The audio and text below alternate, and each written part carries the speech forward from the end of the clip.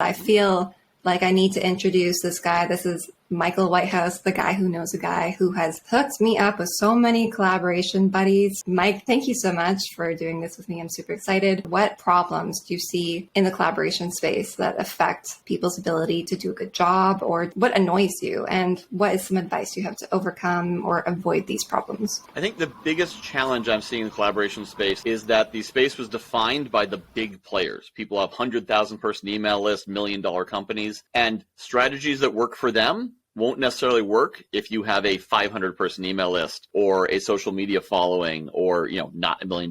But at the same time, you have the David and Goliath thing. There's things that David can do that Goliath cannot. The little guys aren't taught to capitalize on being little guys. If you got a 500 person email list, you probably personally know most of the people on your list. If you have a 100,000 person email list, you probably don't personally know anyone on your list. What we need to do is lean into those relationships we have. And then anytime you collaborate with someone, think about, if I was talking to my friend at a party, would I be making this recommendation? And if not, don't make the recommendation on your email list either. But have that authenticity that if you're going to recommend something, it's something you recommend to a friend. Because when I send an email, I'm not sending it out to my list. I'm sending it out to 1,200 of my closest friends. Well, what's different about the way you collaborate, and how can others implement what you do? I think there's a few things. First is coming from a position of giving first. So rather than going in and saying, hey, can you promote my thing? It's how can I help you? What can I do for you? And then it's also getting away from thinking about just the strict affiliates, commissions, making a quick buck, because that doesn't actually work.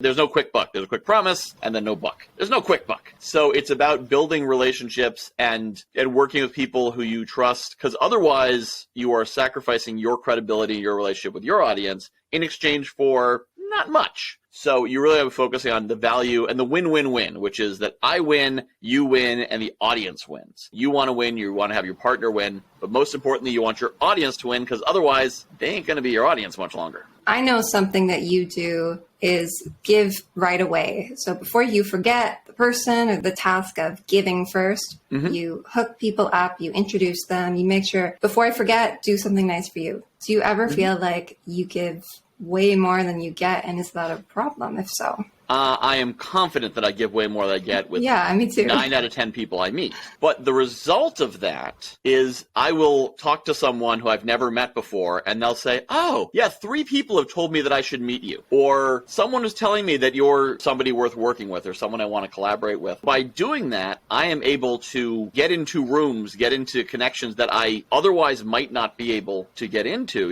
As you described me, we started as they go, a major player in the connection space. Well, I don't have a 7-figure business. I don't have a 5 or 6 figure email list. What I have is a desire to help people, and I lead with that service. And I lead with helping how I can. Being willing to give what I have makes me often a more valuable contact than people who have a lot more, but they're not willing to give. It doesn't matter if you meet a billionaire if he won't give you anything. Yeah. But if you meet someone who's willing to help, then that relationship opens up, those doors open up, and it allows me to get into places I wouldn't otherwise be able to get into. So in one measurement, I give more than I receive. Ultimately, it all comes back around if I'm not keeping score about okay, Jess, I gave you these instructions, but I haven't gotten any instructions back. I don't necessarily want them back. If I got as many introductions back as I gave out, I wouldn't have time to meet with all of them. So I don't actually want direct reciprocation. The way it comes back is more valuable than just a tit-for-tat, quid pro quo sort of situation. What appeals to you about collaboration and why? It allows me and allows anyone doing it to tap into resources far greater than their own. I think a lot of times we worry about, I'm not that smart, I'm not that rich, I'm not that connected, I'm not that whatever, I'm not that privileged. In 2019, I didn't know 99.99% of the people I connect with now. I did not know in 2019. Anyone could do what I did. I wrote it in a book, and anyone can read that book and copy it. It was just time intensive. It allows me to have resources far beyond my internal capacities. Nobody is smart enough to do everything. And even if you're super rich, you're just trading money for all those resources instead of trading goodwill and favors and value for all those resources. It's just another form of collaboration. But even when you do pay for it, passion's not there. The feeling of connection is like, okay, you're paying me, I'm doing a job, great. If you build collaboration collaboration, you can get access to all the things you're not good at, all the things you don't have. You can get that from your partners, and then you can give to them all the things they're not good at and all the things they don't have. And so it allows 1 + 1 = 11 when you collaborate effectively. Who is your dream collaboration partner and why? The people that I'm already hanging out with are at a pretty high level. And oftentimes when I learn about someone else, I just go meet them. The ones who I come across who are particularly famous, I'm like, oh, they'd probably be able to collaborate with. But, Gary Vaynerchuk, I'm a huge fan. A lot of what I've learned in my philosophy came from studying what he teaches. I don't know how we'd actually collaborate in that case. My ideal collaboration partner is anyone who has resources, who is willing to share what they have, and has that right, abundant mindset. Honestly, my ideal collaboration partner, I don't know who this would be, is someone who sees more in me than I see in myself and says, oh, I see you have this and this. I can plug that in here. I have a hole in my organization that's that shape. Put you in there. One of the challenges I have is figuring out what to do with all these resources, because I know all these amazing people. And now, how do these pieces go together? It's like I got a pile of car parts. I know they're all parts from the same car, but I'm not sure what this little curved metally thing is. Yeah. So my ideal collaboration partner would be someone who kind of sees how that plugs in together, and then sees, okay, let's work together because we can now together make big things. In the world I operate in, I work with people of character and integrity. I'm partnering with someone doing a podcast production service, and they can talk to me or they can talk to her, because they're not going to just go around me to her and be like, oh, I found you without Michael, so, cut him out of here and give me a discount. If they go to me or they go to her, we're still splitting it the same way. The relationship is more valuable than any amount of money that she might be able to skim. If we can work with people with honesty and integrity, that you don't need to worry about them stealing your clients, then I connect them to you, you're giving me my percentage, and they're working with you. So there's not like me standing in the way, putting my own spin on whatever's happening. The phone book used to just be a middleman, but without them, you're not connecting. I really like, especially if I'm clothes shopping, I want to go to a store because I want to take it off the shelf. I want to try it on, because no two things, and this is bad for men's clothing. It's really bad for women's clothing, I've heard.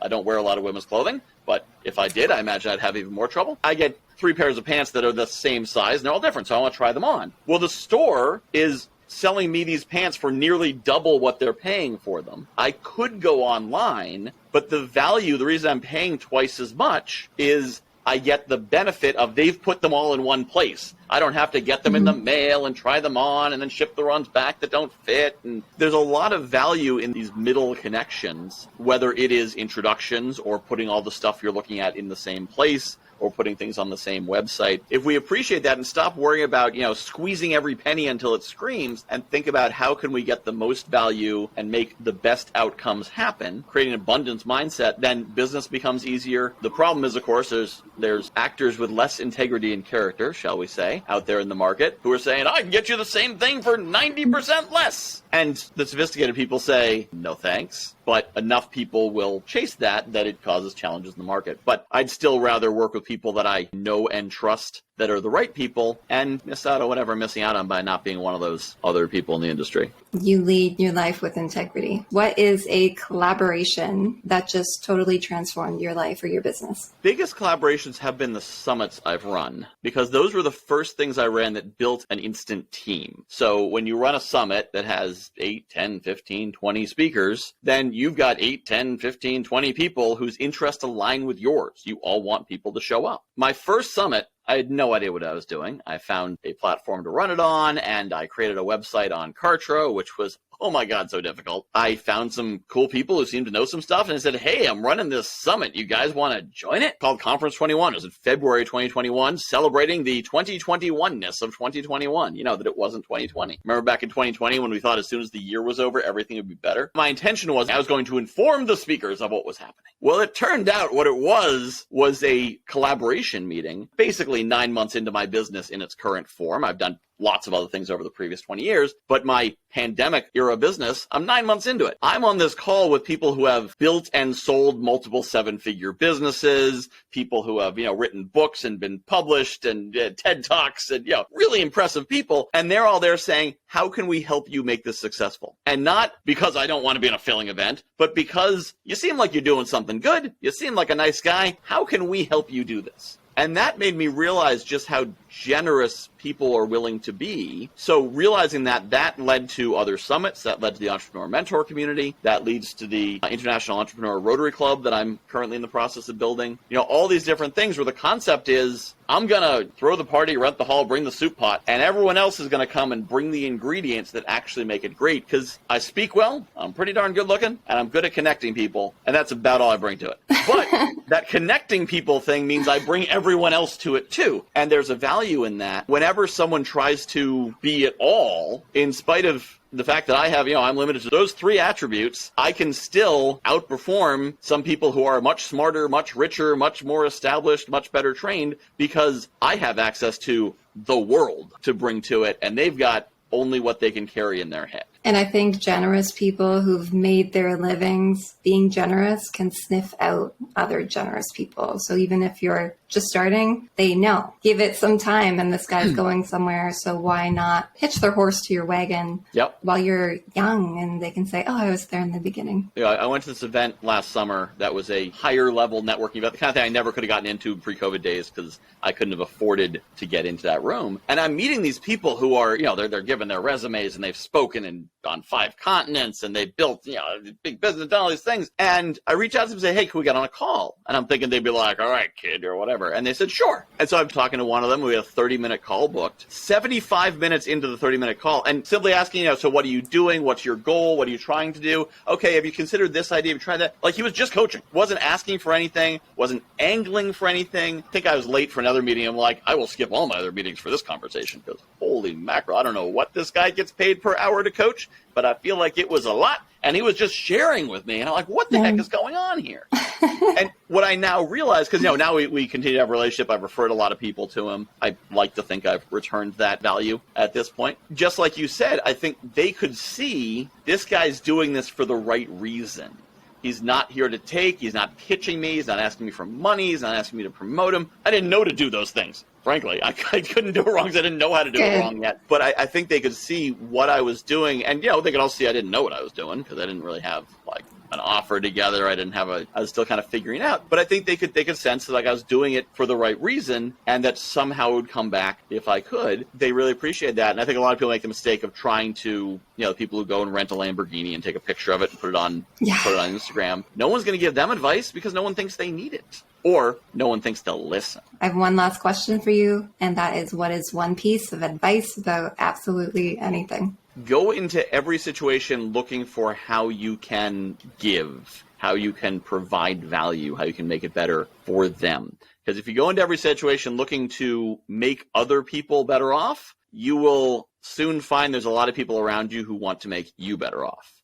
On the other hand, you do the opposite. You go into every situation looking to make yourself better off. You'll have a lot of people around you looking to take you down a peg.